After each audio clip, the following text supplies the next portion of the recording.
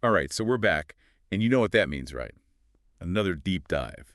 This time, we're strapping in for a wild ride with Bam Margera. Yeah, the guy who basically made a career out of crazy stunts and pushing the limits. But the question is, was he a visionary or just a master of self-sabotage? Well, that's what we're here to figure out, right? Exactly. We've got articles, interviews, legal documents, the whole nine yards. And trust me, some of this stuff is wilder than anything he pulled on Jackass. Well, and that's saying something, right? I mean, Jackass was pretty wild. Oh, absolutely. But when you look at Bam's life, Yeah. it's like, where does the talent end and the trouble begin? Yeah, that's the million-dollar question.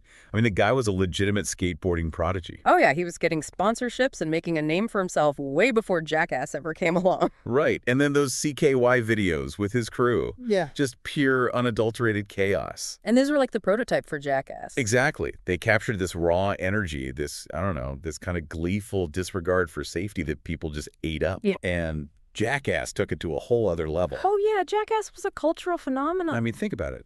They were doing stuff that most people wouldn't even dream of. And they were making millions doing it. But that kind of lifestyle comes at a price, right? Oh, absolutely. The constant risk-taking, the pressure to outdo yourself, the blurring of lines between your public persona and your private life. It's a recipe for disaster. And Bam's life is a perfect example of that. I mean, we're talking DUIs, violating parole, even a physical altercation with his brother that landed Jess in the hospital with a ruptured eardrum. Yeah, that was a turning point, I think. It was like, okay, this isn't just fun and games anymore. Right. This is real life with real consequences. And it makes you wonder, did fame enable Bam's destructive tendencies, or was he already headed down that path? I think that's something we need to explore. And speaking of messy situations, we got to talk about the Jackass Forever controversy. Oh, yeah, that was a whole saga. Bam was initially on board for the movie, but then he got fired for breaking what they called a wellness agreement. And he sued the production company, claiming they forced him into rehab and made him sign this agreement while he was under the influence of medication. Yeah, it was a legal battle that eventually got settled, but the whole thing just added another layer to Bam's already complicated story. It's like every time you think you've got him figured out, he throws another curveball. And then there's his relationship with Nicole Boyd, his wife. Oh, yeah, that's a whole other can of worms. They got married in Iceland back in 2013, have a son together, but things went south. And now they're battling it out in court over their marital status and custody of their son. Nicole claims she's entitled to spousal support. But here's the kicker. Bam insists they were never legally married. Seriously. Seriously. So what's the story there? Well, it gets complicated. Nicole is claiming to be a putative spouse, meaning she believed, in good faith, that their marriage was legit.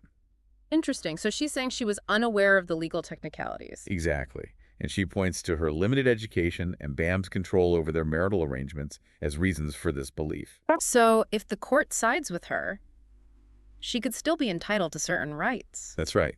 But Bam's side of the story is totally different. He's saying Nicole knew all along they weren't officially married, and that she moved to California specifically to take advantage of their laws, which might give her an edge in the separation. Okay, so we've got two completely different narratives. It's like a legal thriller playing out in real time. And it all circles back to that initial question. Is Bam a troubled soul or a master manipulator? Yeah, it's hard to say at this point. We've got these legal documents where both sides are painting very different pictures of their relationship, and there's a child caught in the crossfire. It's a reminder that things aren't always black and white. Definitely not. And as we dig deeper into Bam's story, we're going to see even more of that gray area. That's what makes this deep dive so fascinating, right? It's not about making snap judgments. It's about trying to understand the complexities of a life lived in the public eye. Absolutely. We've got to analyze the patterns, look at the evidence, and try to make sense of it all. And as we continue to unpack Bam's story, keep this question in mind. Is he a genuine but troubled soul, or someone who's willing to bend the rules to get what he wants? It's a question that's going to follow us throughout this whole deep dive. All right, so we're back, diving deeper into the Bam Margera saga. Last time, we left off talking about the whole legal battle with his wife. But there's another piece of this puzzle we got to talk about, his family. Oh, yeah. You can't talk about Bam without talking about his parents, Phil and April. They were like built-in co-stars, right? I mean, they were practically as famous as Bam himself. Seriously. Yeah. Especially Phil, with his whole grumpy persona. It was comedy gold. Oh, yeah. They were a huge part of Viva La Bam. Remember that show? Of course. But it always made me wonder, was it a healthy family dynamic? Or were they kind of, I don't know, exploiting each other for the cameras? Yeah, it's hard to say for sure. I mean, some of the pranks they pulled on Phil seemed to really get under his skin, like genuinely piss him off. Right, and then you had Uncle Don Vito thrown into the mix. He was a wild card for sure. Oh, Don Vito is in a whole other category of crazy. But his legal troubles ultimately led to him being banned from MTV. Yeah, that was a whole other mess. And it shows how this kind of lifestyle, the Jackass lifestyle, it doesn't just impact the person at the center of it, it ripples outwards, affects everyone around them. Exactly.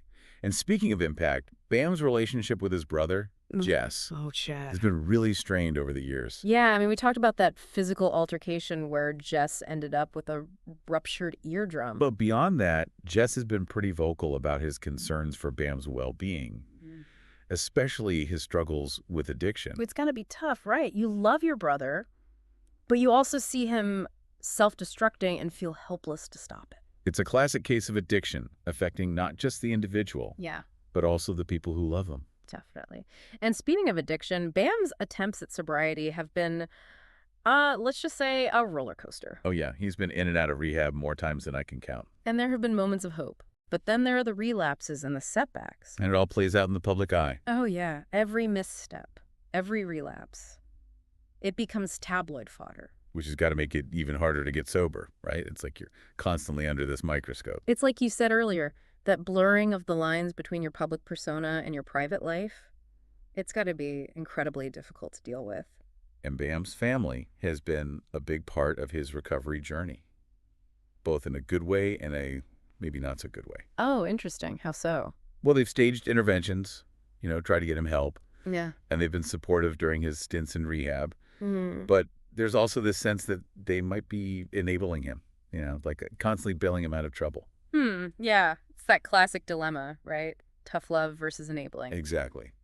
And it's impossible to say what the right approach is. Every family's different. Every situation's different. And with addiction, there's no easy answer. It's a complex issue that affects everyone involved, and it often plays out in really messy ways. Yeah, it's definitely a recurring theme in Bam's story.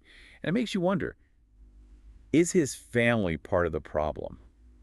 Or are they the only thing keeping him afloat? It's a tough question, and I don't think there's an easy answer. Maybe there isn't an answer at all. Maybe it's just part of the complexity of who Bam is. Maybe.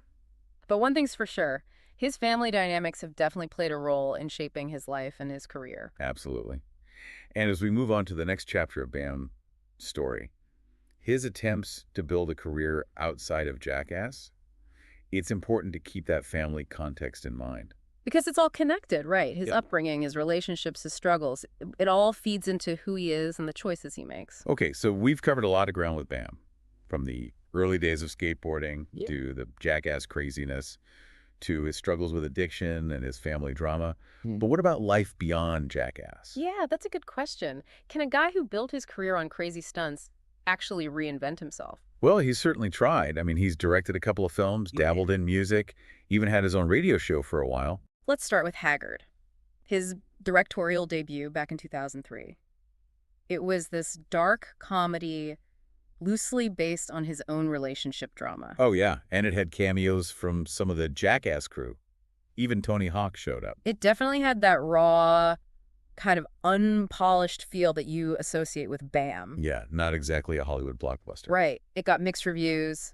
Some critics saw potential, others thought it was just juvenile humor.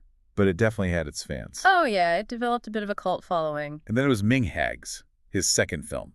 That one was supposed to be his big comeback, but it got bogged down in production hell. Yeah, delays, legal issues. It was. It actually went unreleased for years. It's almost like his personal life was mirroring the chaos of his film projects. It's hard to separate the art from the artist when the artist is living such a chaotic life. Exactly. And that leads us to his music career. Ah, yes. Fuckface Unstoppable. I mean, the name says it all, right? Oh, yeah, they were all about shock value. Uh, A mix of heavy metal and just pure Bam craziness. but it never really took off. Nope.